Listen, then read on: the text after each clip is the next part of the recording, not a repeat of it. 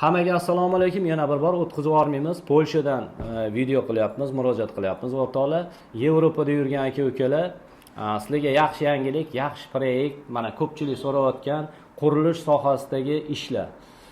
Bizga 5 ta dona spetsialist kerak bo'ladi, armaturshik, ya'ni chertyoj sxema tushunadigan. 5 ta odamga 15 ta yordamchi kerak bo'ladi.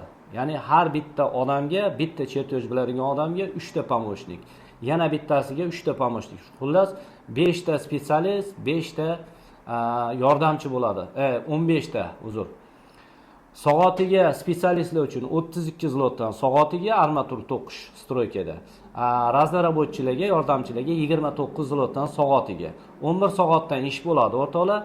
Adres boya tepada aytib o'tgan nimamda stroyka ishida, ya'ni ukladchik, kirpish, g'isht teradigan odamlar ishlaydigan joyda bitta joyda bo'ladi.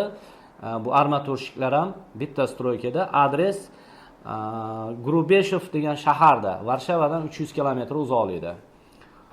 Shoshilamiz o'rtoqlar, 15 ta raznarabotchi va 5 ta spetsialist kerak bo'ladi, chertyoj biladigan.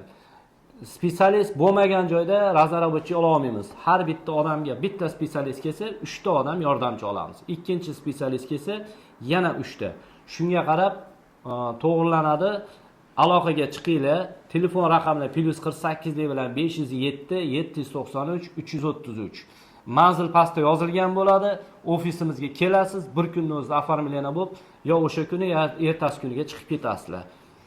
Yevropani Schengen zonasida yurgan lyuboy yurtdoshlarimiz xohlagan davlatdan kelishi mumkin. Latviya, Xorvatiya, Bolgariya, Ruminiya farqi yo'q. Xullas, aktual dokument bilan kelsanglar bo'ldi. Videoni kuzatishda davom qiling. Keyingi videoda qaysi davlatdan qaysi paytda kelib, qaysi paytda oformleniya bo'lish va buni sroglari to'g'risida bir qator yana tushuntirib o'taman. Ko'pchilik xatolikka yo'l qo'yapti dokumentga topshirish bo'yicha. O'shani ham bir qator aytib o'taman. Kanalda yangi bo'lsangiz obuna bo'lib qo'ying, videoga bitta like bosib, tanishlarga tarqatib qo'yinglar. Iltimos kengroq tarqalsin. Ish so'rab yurgan birodarlarimiz uchun yaxshi vakansiya, yaxshi ish o'rin, yotoqlari yaxshi. Imkoniyatlari zo'r bo'ladi.